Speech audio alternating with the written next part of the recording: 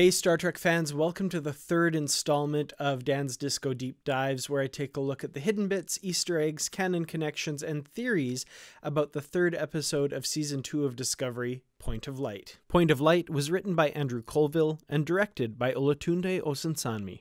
This is the first we see of the Klingons in Season 2, and as Ash Tyler tells Burnham later in the episode, the Klingons are now growing their hair again following the end of the war. This marks a distinct shift in the look of the Klingons, making them look a lot closer to the Klingons we know and love from other series. Early in the episode, we are introduced to a new initiative being undertaken by the Klingon Empire under the leadership of Chancellor L'Rell.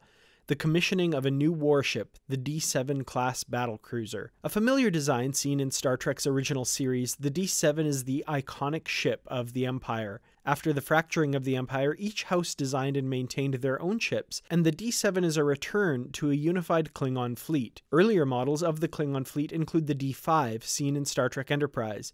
Presumably an unseen D6 exists somewhere, created before the Empire was fractured.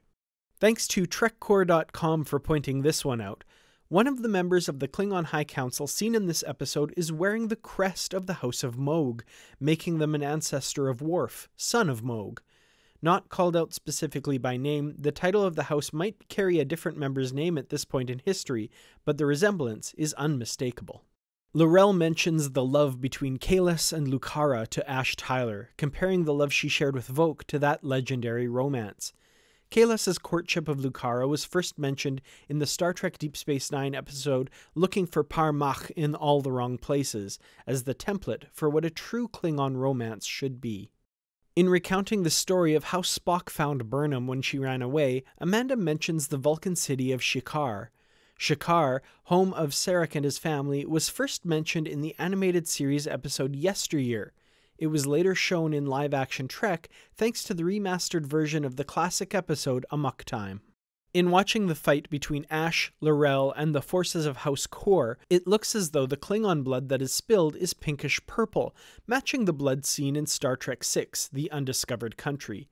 It's a little hard to tell because of the lighting, but it looks like some of the blood we see is also a darker red color. If so, this makes sense, because the only pink blood we've seen is in Star Trek VI, ostensibly so that film wouldn't get a stricter rating, and all other instances of Klingon blood have been red. However, if some Klingons have red blood and some have pink, this inconsistency might finally make at least some sense. This episode marks the first mention of Section 31 in Discovery, outside the so-called bonus scene that was released at the end of last season. Section 31 was first introduced in the DS9 episode Inquisition as a rogue agency answerable to no one and operating outside the law to further Federation interests, but purportedly authorized by the original Starfleet Charter. In Star Trek Enterprise, we learn that Article 14, Section 31 makes allowances for extraordinary measures to be used during times of threat, and that is the clause that Section 31 uses to justify its existence.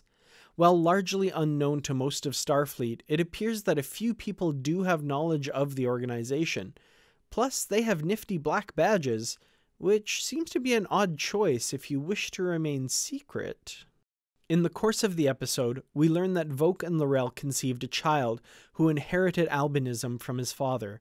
Rather than keep him around as a liability, L'Rell gives the child up to the monks at Boreth. Boreth is home to a Klingon monastery, first seen in the TNG episode Rightful Heir. When Callas left his people, he said to them, "You are Klingons. You need no one but yourselves. I will go now to Sto-vo-kor, but I promise one day I will return." Then Callas pointed to a star in the sky and said, "Look for me there, on that point of light." Boreth orbits the star that Callas pointed to, and the title of this episode, Point of Light, comes from that story. As usual, before I get to my theory this week, I'd like to talk a little bit about some of the theories you mentioned on last week's video. Joe Byram says, "I think it's a trick by the Red Angels to make people believe that they're benevolent, but they have an alternative motive, maybe something like the Orion Stargate, and want people to worship them." Definitely an interesting thought, kind of similar to the one I had in the first episode, that they're kind of looking for worshippers or followers for some unknown reason. Plus, I do have to say, I love a good Stargate reference. I'm actually currently in the midst of rewatching the series. I'm only in season 2 at the moment, but man, I love Stargate. So good reference. Thank you. Yankee Drummer says, my theory is simple enough. The Red Angels are setting tests, but for other reasons. The Ghosts are a different race, spore network based, maybe like the wormhole aliens in DS9, either helping or interfering in the Red aliens' plans/tests. Hugh has already helped, and Tilly's ghost friend is helping, but not enough data to fine-tune my theory yet. A good theory. I like this idea that Discovery is being tested or perhaps trained for something.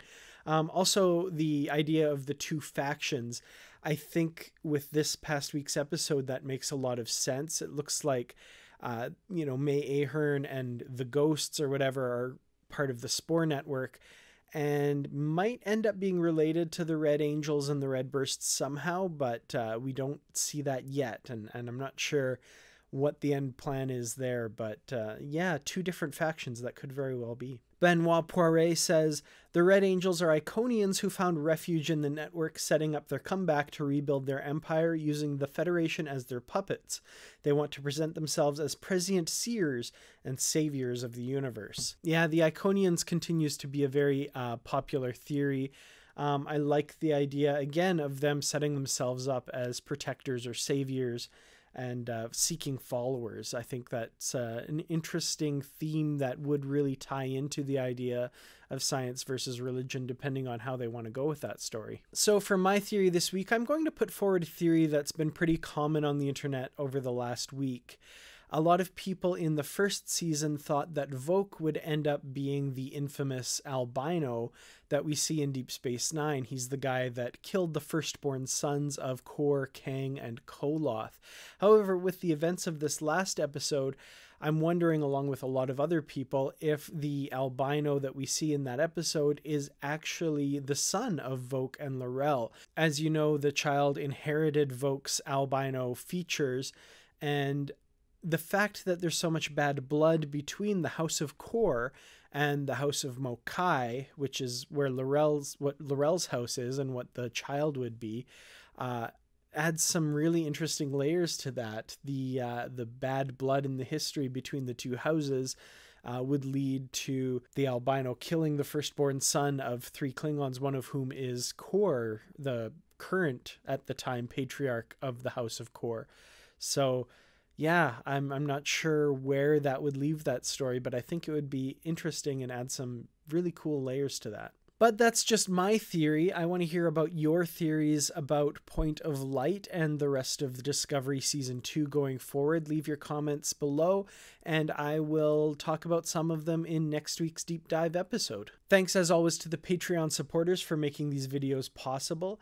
I did recently do a draw for Season 1 of Star Trek Discovery on Blu-ray, and I'm happy to report that the winner of that is StarTrekBookClub.com, which has been a long-time supporter of Kertrats Productions at the $5 a month level. So thank you so much. I really do appreciate that.